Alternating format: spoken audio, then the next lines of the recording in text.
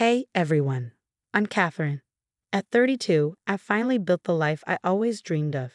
My tech startup, SecureFlow Solutions, just hit its first million in revenue. But getting here wasn't easy. I can still picture myself at our old kitchen table, watching mom count pennies for groceries, or so they said. We sacrificed everything for your education, Catherine. Everything. Dad's voice from my teenage years still echoes in my head. The least you could do is help us with these bills. But Aunt Elizabeth saw through their act. After high school graduation, I sat crying in her car when my parents drained my entire savings account. "Listen to me, sweetheart," she said, gripping my hand. "You're not responsible for their choices. Focus on college. I've got your back," and she did. While my parents blew borrowed money on new cars, Aunt Elizabeth helped me land scholarships and a part-time job that got me through MIT. Last week, my brother David called. "Catherine, you won't believe what Dad just told me. They need $40,000 for some investment opportunity. You're making bank now, right? They said you owe them." I was in my office when I got that call. Hannah, my best friend and business partner, looked up from her laptop, her face tight with disbelief. "They're still pulling this nonsense, after everything you've done." She was right. They never stopped.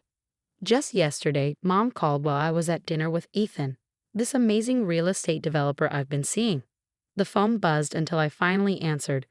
"Catherine, honey, the country club raised their fees again. We need to maintain our status in the community. Just a small loan, dear." Ethan reached for my hand. "You don't have to answer that." "But they're my parents," I whispered, guilt creeping in. "The same parents who made you work 3 jobs in college while they took vacations." He wasn't wrong. The startup's success only seemed to fuel their demands. Last month, they showed up unannounced at my office. "We gave up our dreams for you," Dad said, standing in the lobby. "All those extra hours I worked." Before I could reply, Hannah intervened. "She's in a meeting. I'll have to ask you to leave." Later, I sat in my apartment staring at old family photos.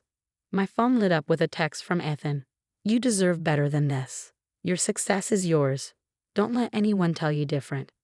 He doesn't know about the family reunion next week. The thought of facing everyone, especially after refusing Dad's latest scheme, makes my stomach churn. The lake house looked the same as it always did, but the air was thick with tension. Mom and Dad were already working the crowd when I arrived, probably pitching their latest opportunity. "There's my successful daughter." Dad's voice boomed. "Did you bring those documents I asked for?" I froze. "What documents?" "The investment papers, honey. You know, for the medical bills and the new business venture." "Medical bills?" Last week it was a timeshare. The crowd grew quiet. Aunt Elizabeth watched from the porch, her arms crossed. "If you bothered to stay in touch," Mom chimed in, her voice dripping with fake concern, "you'd know about your father's condition." "What condition?" Dad was bragging about his golf game last month. David stepped forward, phone in hand. "Look what she's doing, everyone." I have the text where she ignored Dad's pleas for help with his heart medication. My hand started shaking. "Those texts don't exist. David, stop lying." "Some daughter you turned out to be," Dad shouted, his face flushed. "We gave you everything, and now you're too good for us with your fancy tech company and rich boyfriend. You abandoned this family." In the corner, I noticed my cousin Emma discreetly holding up her phone, recording everything. "Abandoned the family?" My voice cracked. "I paid for your cruise last year. I covered David's rent for 6 months. Only because you feel guilty for leaving us behind," Mom sneered. Her voice sharpened, cutting into me. "Everyone here knows what you really are, a selfish, ungrateful child who forgot where she came from." The tears came hot and unstoppable. Before I could respond, Aunt Elizabeth's voice rang out, cutting through the chaos. "That's enough." She stepped forward, her eyes blazing. "I've watched you manipulate this girl her entire life. Catherine worked 3 jobs in college while you maxed out credit cards on vacations." "Stay out of this, Elizabeth," Dad growled. "You've poisoned her against us enough." I took a shaky breath. She's right. I found the credit card statements. There are no medical bills. Just like the emergency home repairs last year and David's fake graduate school fees. It's all lies. The crowd murmured, and some cousins exchanged uneasy glances. "You ungrateful little." Mom stepped toward me, but Aunt Elizabeth blocked her path. Touch her, and I'll call the police myself, she warned, her voice like steel. I couldn't take it anymore. I turned and ran, my tears blurring everything. Behind me, I could hear David shouting, "See, she's proving my point by running away." 2 weeks later, I was buried in work when my phone lit up. It was a message from Emma. My hands trembled as I opened the video.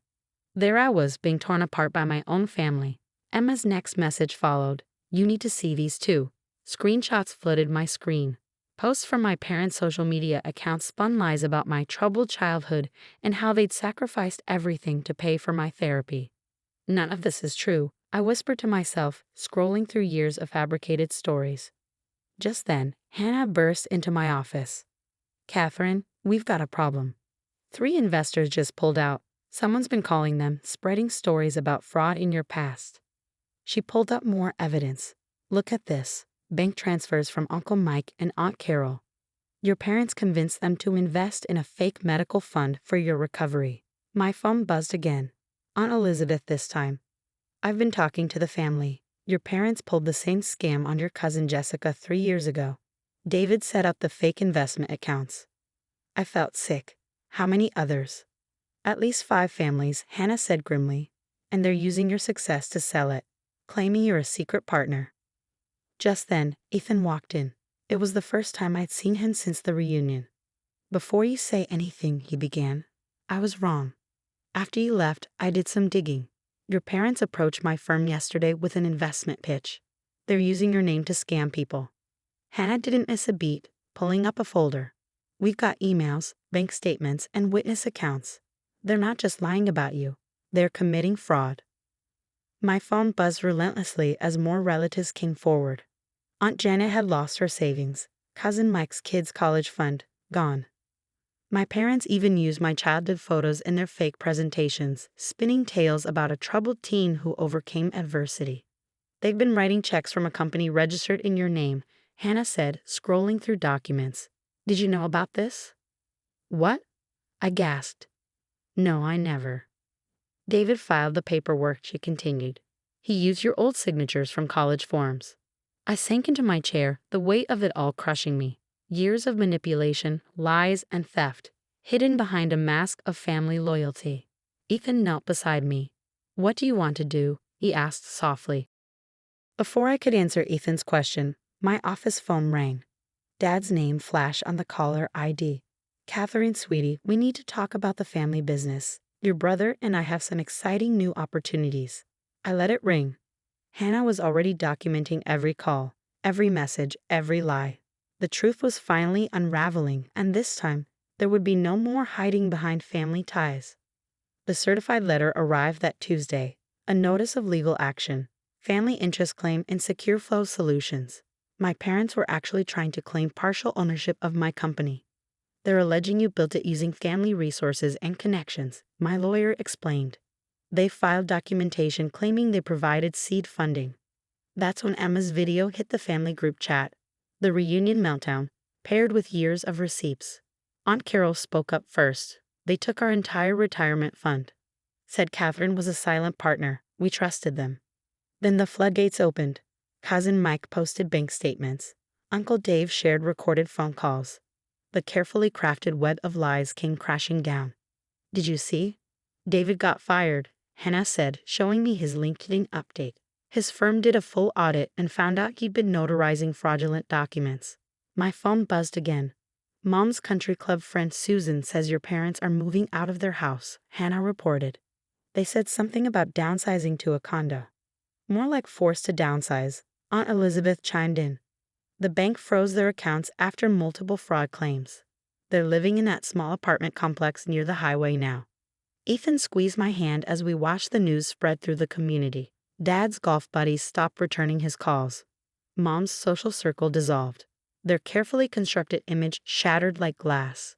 "You were right about them all along," Ethan said, sliding a ring across the restaurant table. "Marry me. I promise I won't make you invite them to the wedding." 6 months later, I stood in Aunt Elizabeth's garden, wearing white. No elaborate country club reception, just the people who stood by me. Emma, now my wedding videographer, captured Ethan's tears during our vows. Hannah's toast had everyone laughing. To the bride who built her own empire, and the groom smart enough to support her. David tried to crash the ceremony, shouting about family loyalty as security escorted him out. Last I heard, he was working retail and living with our parents in their one-bedroom apartment. Dad still calls sometimes, usually when rent is due. Mom sends guilt-tripping emails about grandchildren she'll never meet. I've blocked them all. Your latest investor meeting is confirmed, Hannah announced yesterday, scanning my schedule. Oh, and SecureFlow just hit $10 million in valuation. Later that night, driving home to my new house with Ethan, I passed their apartment complex. Through a ground floor window, I glimpsed Mom and Dad eating TV dinners, surrounded by the remnants of their former life. You okay? Ethan asked. I thought of the family gathering we'd hosted last weekend. Aunt Elizabeth teaching Hannah's kids to bake, Emma showing everyone her engagement photos, the sound of genuine laughter, no strings attached. Yeah, I said, smiling as I drove past without slowing down. I've never been better. Reflection. What would you do if a toxic family member suddenly showed up at your wedding, like David did?